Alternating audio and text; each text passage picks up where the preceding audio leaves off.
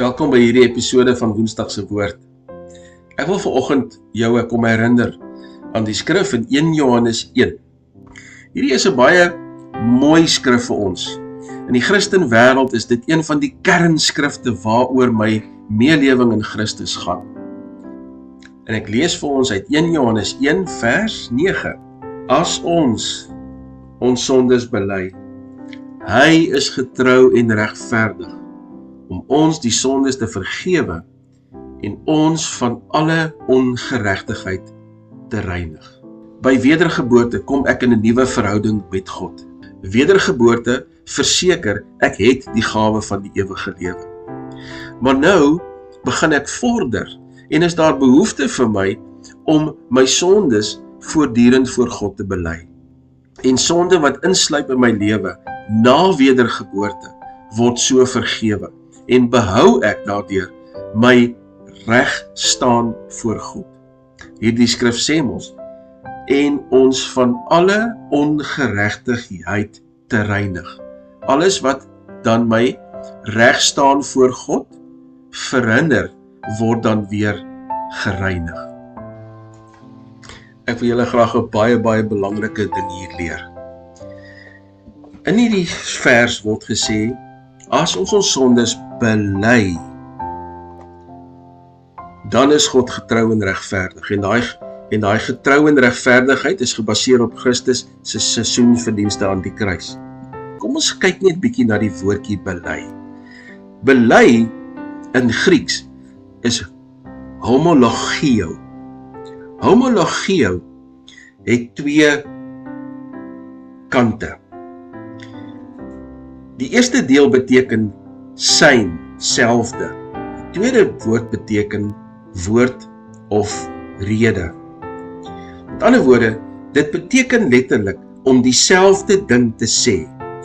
To speak in agreement, to concede, to say the same thing. Wat is die implikasie daarvan vir my en jou binne die konteks van 1 Johannes 1 vers 9? Die implikasie is, as ons sondes bely, as ons sonde dieselfde dink en sê soos God dink en sê. Met ander woorde, ek kan nie my sonde sugarcoat en dink God gaan dit vergewe nie. Ek moet met God eerlik wees. Ek moet met God die waarheid praat. Ek moet seker maak dat wanneer ek 'n saak wil regmaak, dat ek die saak reg aanspreek en reg bespreek met God. Wanneer ek daai interaksie het en ek kom voor God en ek sê, Vader, ek bely my sondigheid in 'n situasie, dan moet ek dit nie probeer sugarcoat en dink ek gaan wegkom daarmee voor God nie.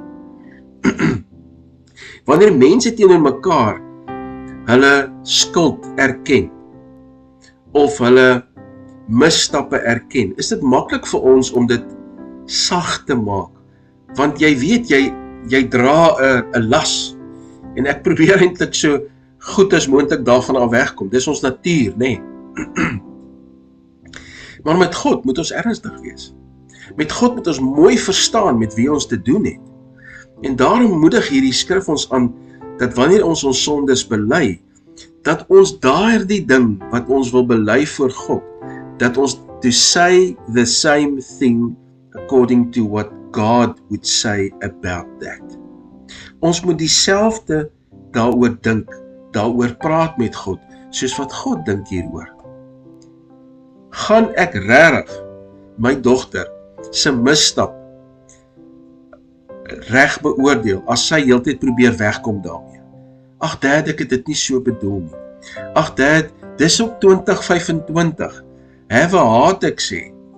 Luister, reg is reg en verkeerd is verkeerd.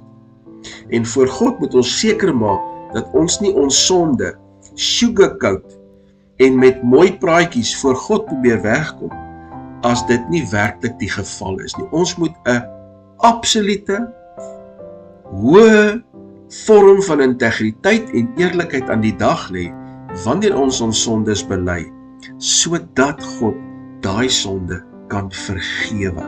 Hy wil dit vergewe. Hy wil in die regte verhouding met ons wees. Hy wil 'n oop kanaal hê tussen my en hom. En daarom vra hy opregte, ware belydenis van sondes.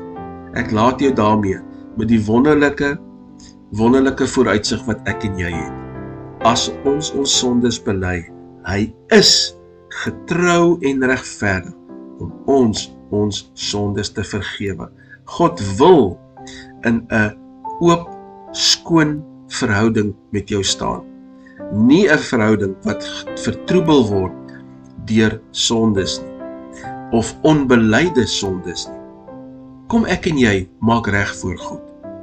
Kom ek en jy openbaar die hoogste vorm van integriteit wanneer ons sondes voor God bely.